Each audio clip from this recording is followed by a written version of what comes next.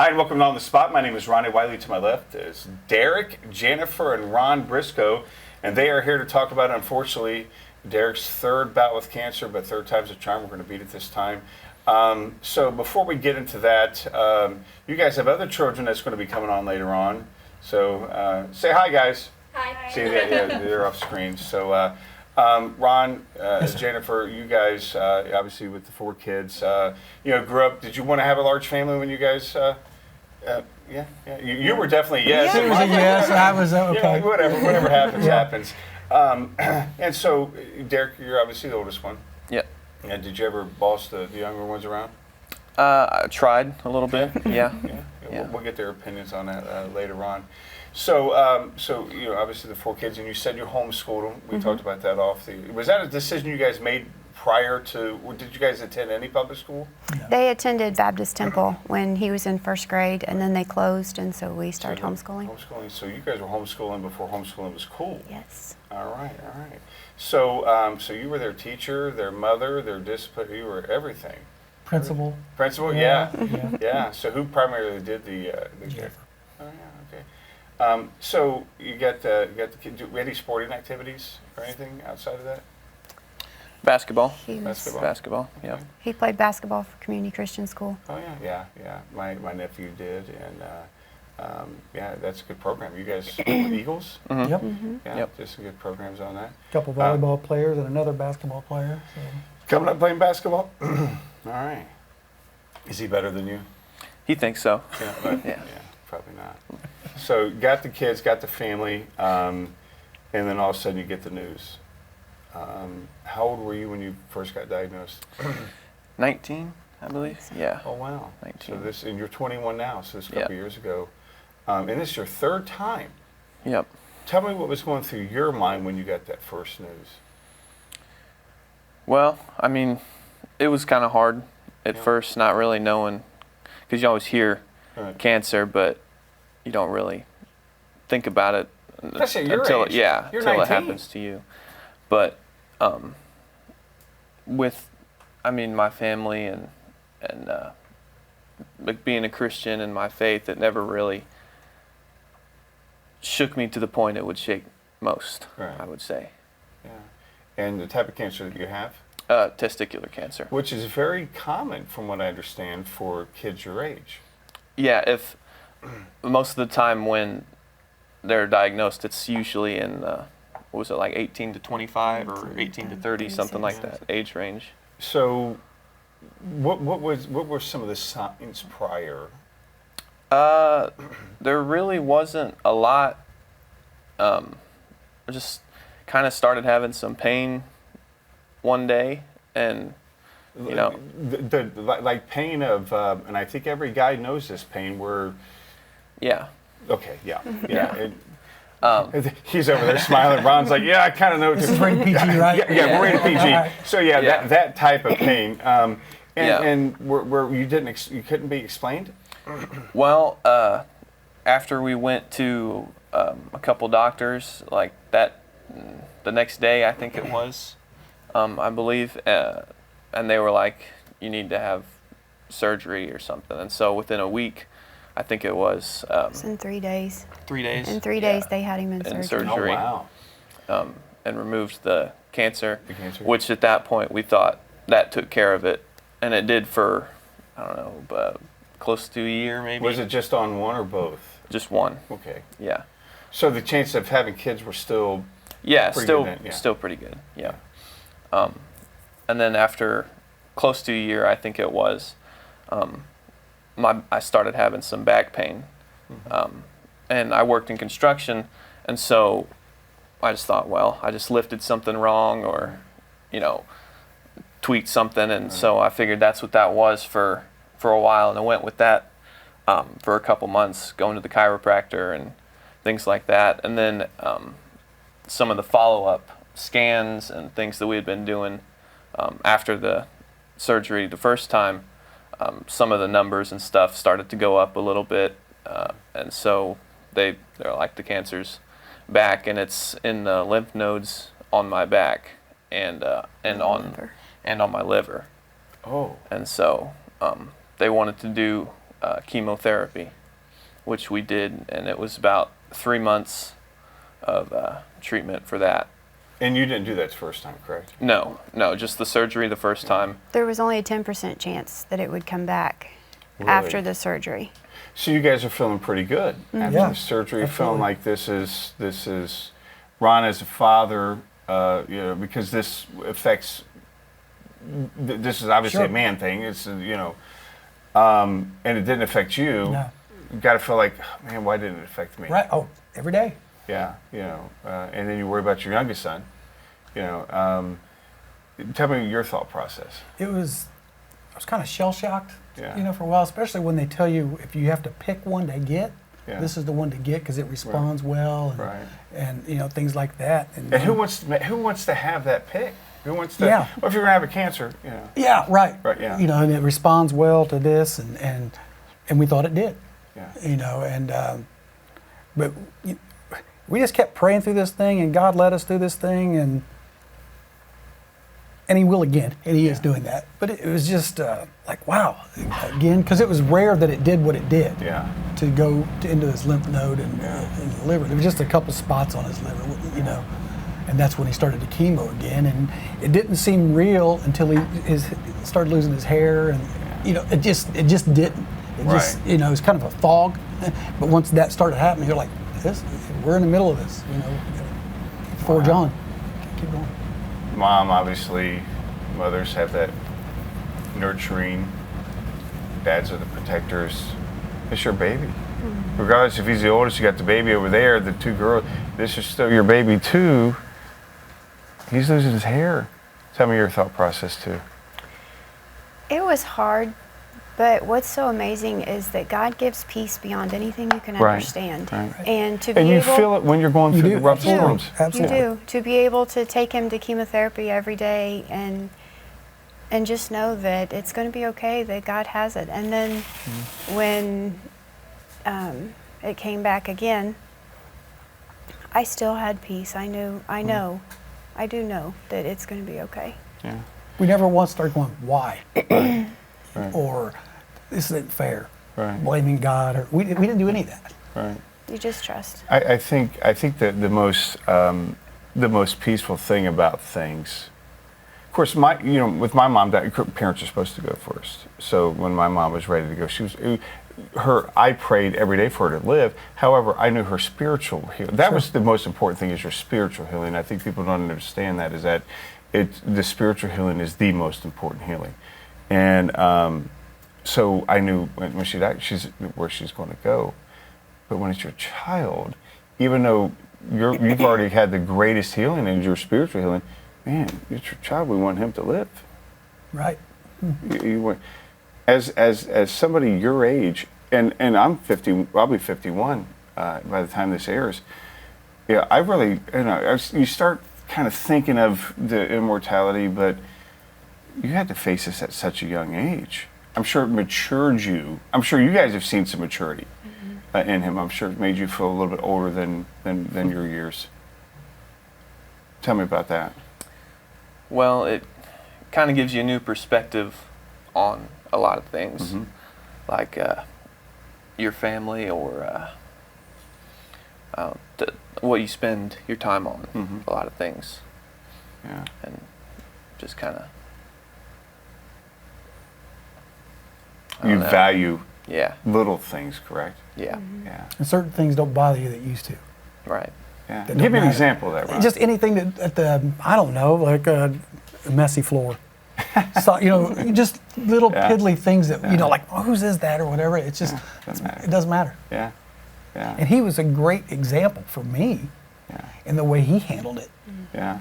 Just, it's like, we'll be okay. Yeah. Right. Yeah. Wow. Wow, it's amazing. So your back is, and you're thinking, I'm strained a little bit, which working construction and young age working construction. I can't even build a Lincoln Log, so good for you on having that type of skill. When you go back and you hear, gosh, the second time and you're doing the chemo, losing your hair, keeping the faith. When you completed that round, how long was it before you heard this time? It was close to a year Another- yeah. because I stopped working to start the chemotherapy, and then I didn't go back to work for almost a year. I just took some time off and got healthy and just spent time at home, with my family and things like that. And then I started back to work, and I was working for about 2 months, and I started having back pain again. But this time, we had just finished shoveling a lot of gravel and things. I thought, well, last time it was the cancer, but I was like, I'm still doing hard work, so I figure it's probably my, just working too hard again. And then Because coincidentally, you didn't have the back pain until you started shoveling. Right. So, Yeah, it was about the same time. Yeah, Right it's there. like, it wouldn't happen before. Yeah. Yeah. Wish it would have happened where you weren't, so you jumped right on Right. it. Yeah. And so we got some scans done again, and this time they said that the cancer is in the bone on my T4 vertebrae, like about right here on my back. And so they were wanting to do more chemotherapy. More intense. More intense chemotherapy. It would have been 5 times the dosage that I was getting before. Geez. I would have been in the hospital for probably 3 months, at least, and Bone marrow transplant. And Yeah. everything. Oh, And only wow. a 50% chance of that that it was would to work. anyway. and we weren't going to do that again. Yeah. So we were going to look for alternative methods. And what all did we? Yeah, we've done various A lot of research. different things in research, and the reason he's in the wheelchair was because that tumor that was on his spine was compressing his spinal cord, Yeah. and so it made everything numb. So But can you move your lower extremities, or is it? I can now. When it first started pressing on my spinal cord, the first several days, it kind of felt like my legs were falling asleep. Like you Oh, sit with yeah, your legs yeah, crossed yeah, too long or yeah, something, and yeah. and it kind of felt like that. And I was having a hard time walking. I could still walk, Yeah. but I was kind of stumbling a little Yeah, bit. yeah. And then after about 3 days like that, I just stretched out on the floor one night just because it kind of felt good, and I just couldn't really move again. I couldn't really get back up. And so I had very, very little movement. Like I could, kind of wiggle a little bit, but I couldn't really move much. And then that progressively got worse for about 3 or 4 weeks, to the point where then I couldn't move my legs at all. And then we went to St. Vincent's, and I ended up getting radiation treatment for 10 days, 10 treatments of the radiation. And then halfway through those treatments, I started to get my movement back in my legs a little bit, where I could lift them a little and wiggle them back and forth and stuff. And now that was, we finished that 2 weeks ago, I think, about, and I can walk with some assistance, like with some help, hanging on to somebody on each side. I can move more, and it's still improving day to day. And this has not affected your mind at all. No, not really. It's been hard, like get frustrated. Yeah, I'd say other than that. Yeah, I mean, as far, but but you have No. full control of that. yeah. It's just when you're, gosh, that's But what a tale of strength, though, that you have at such a young age. And I wonder at my age if I would be able to handle what you're going through. It's such an inspiration. So you find out that this time it's on your spine, and this is the 3rd time. And it's got to be like, oh my goodness, Right. this is, now it seems like it's moving up. What about the lymph? What happened with that? Is it just in that area now? Is it still lymph nodes? it's just on the lumbar spine Okay. and up higher. The lymph nodes are clear. His CT is clear. His brain MRI is clear. His numbers look good, Yeah. actually. Yeah. They're a little on the high side, but they look good, and it's just what the MRI showed, the bone mets on his spine. So you both, we got to figure this out. Yep. frantically doing research.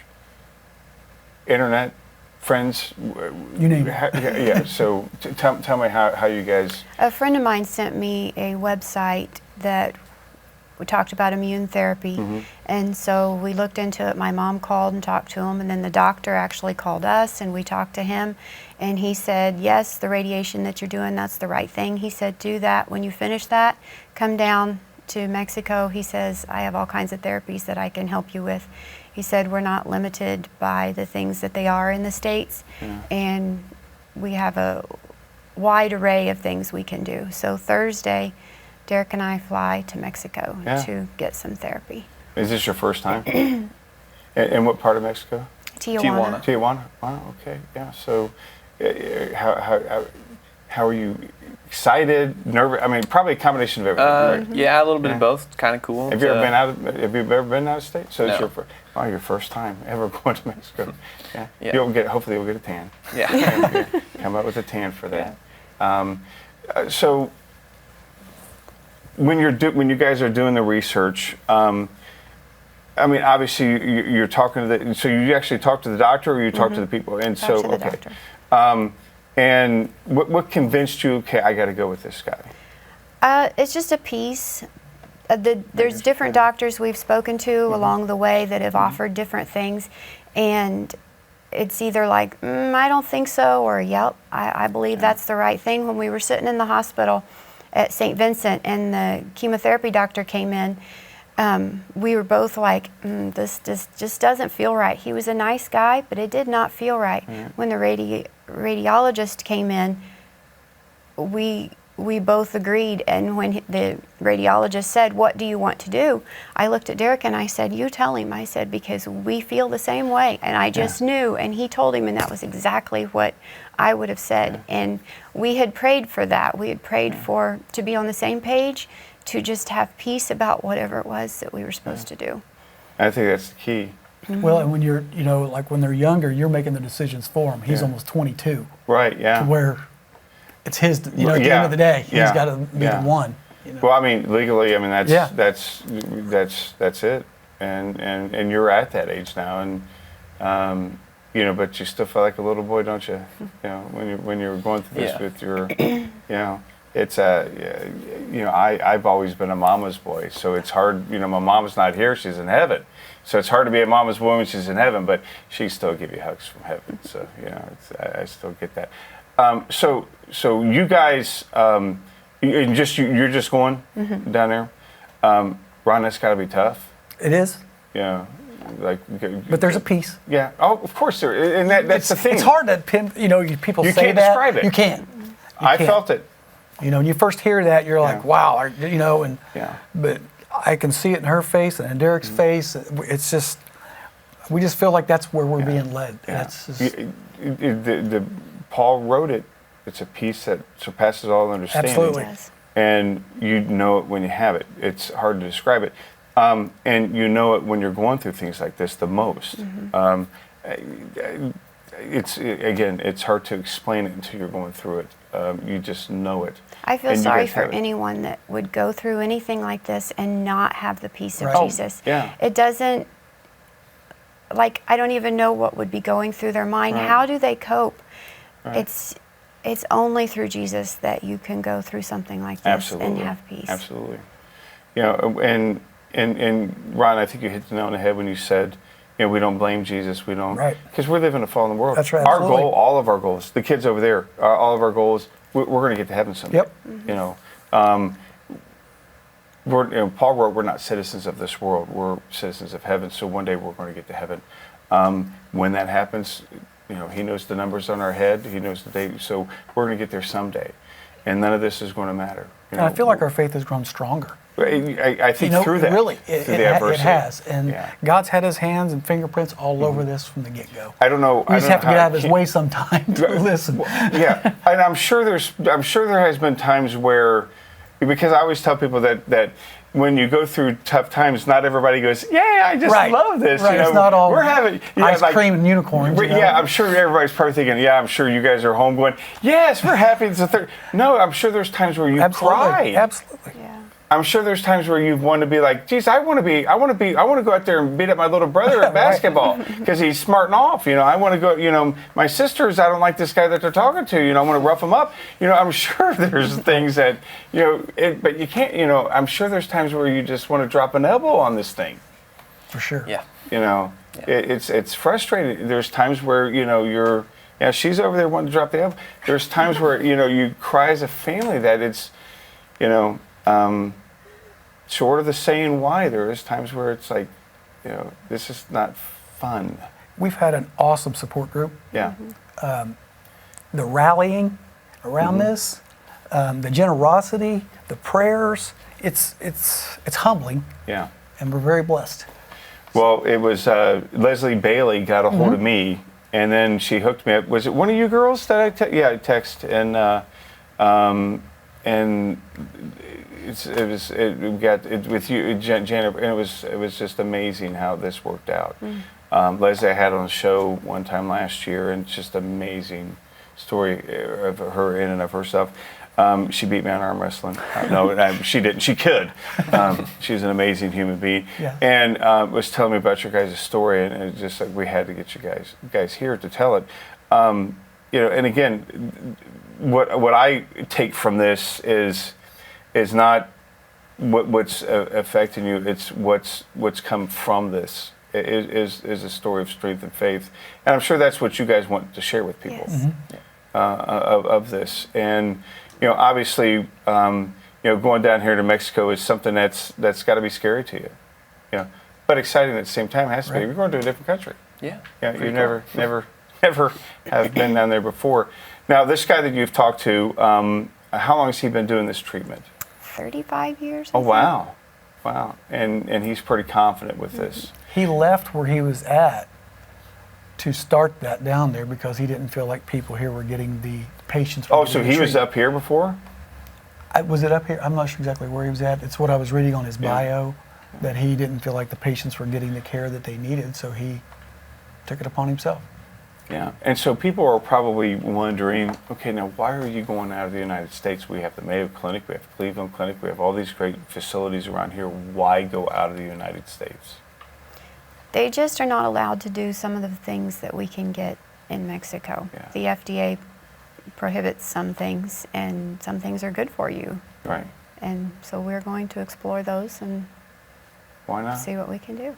And I think we talked about this off the air before we came on, that I think it was Farrah Fawcett who, with her cancer, had gone to foreign countries to get treatment because we couldn't get stuff here.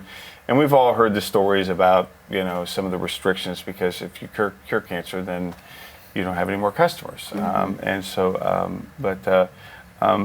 we want this kid healed. We want all the cancer people. And so if you go down there and he can help, I think that's, and as any parent would. I don't think anybody. So you got a lot of support. We have some benefits coming up because this is not cheap. No, it's not. It's not cheap. And your church is obviously backing. Tell us your church. We go to Woodland Bible Church on Harrisburg Road. And the Jungle Barbell is having a benefit deadlifts for Derek on July 16th that starts at 11 a.m. They're having dunk tank and raffles. Free throw shooting. Team deadlift, all kinds of different things, food, bounce house. So it should be And they a need good volunteers. Time. Yes, they need volunteers. So anyone who would like to volunteer to help, you can stop in there and talk with Leslie. It would be great. We would really appreciate it. We also have another benefit coming up on July 23rd in Rushville. It's at the Rushville Conservation Club, and they're still working on the details. So. But we will update It's a that. ride. It's a ride. They're going to go to 4 or 5 different places and end up back at the. And ironically, they're going to be gone during both of these benefits in Mexico. Oh, wow. So, Wow. but we will be there representing. So, it's people are. We also have a GoFundMe set up. You can find it on Facebook, or if you go to GoFundMe and you search Derek Briscoe, you can find it on there as well. And I believe we'll put links. We'll have links here on the screen for that. So this type of cancer, so do they still consider it testicular cancer? Yes. It just has spread, Yeah. but it's not still down in that area, correct? Right. So, Correct. so that's it's all on my spine. okay. pretty much. So, what about the prospect of having children? It's still the same. A pretty good chances. Good. Yeah. Okay. So that's good. You know, and you think, and I'm sure you think of people that like Lance Armstrong. You know, he it went to his brain. As long as they pretty much wrote him off, and then of course we know what happened to him later on. All the, of course, dope during the Tour de France. But other than that, you know, he was pretty successful. He's had a successful life after that. You know, that's what we're gonna pray for you. You know, except don't cheat during the Tour de France. You know, We really feel God's got huge plans for him. yeah, yeah.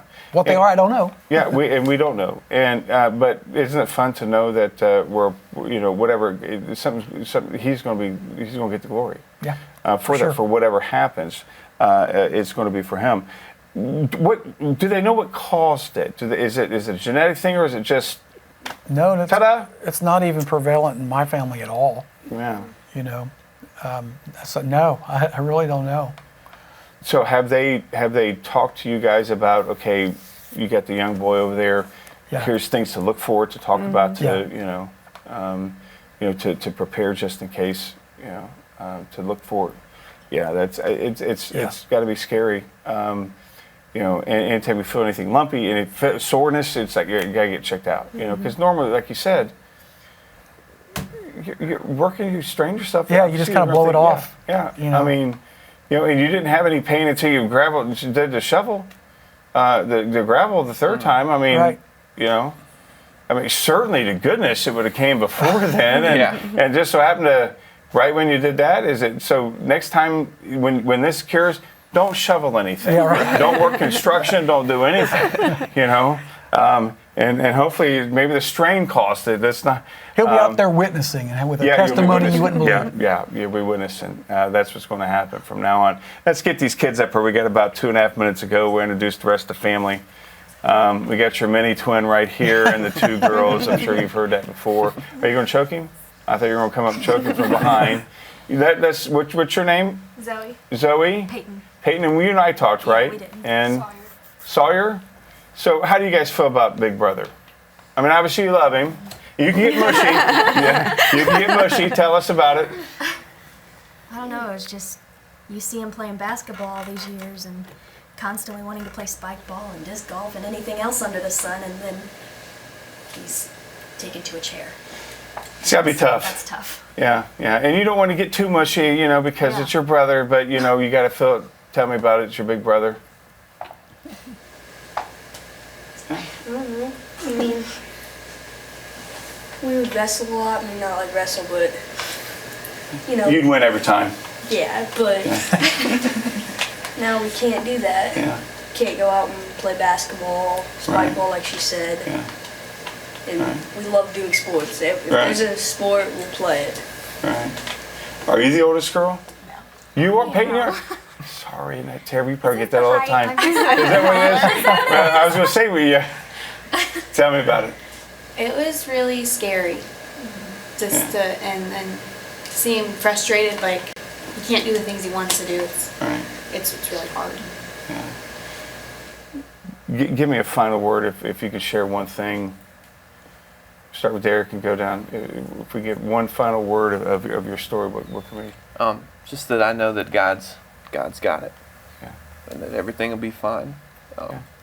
No matter what the outcome, that everything is Hey, fine. Bo, buddy. Don't make me cry.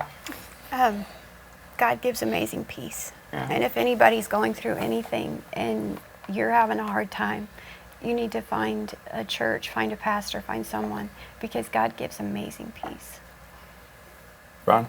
Yeah, whatever the outcome is, there's a testimony here, witnessing to go on, and we don't just talk it, we want to live it and walk it, and just grow closer to God every day. You know, however that happens, and but we're smiling. Sure, there's tears, but we're smiling. That's right.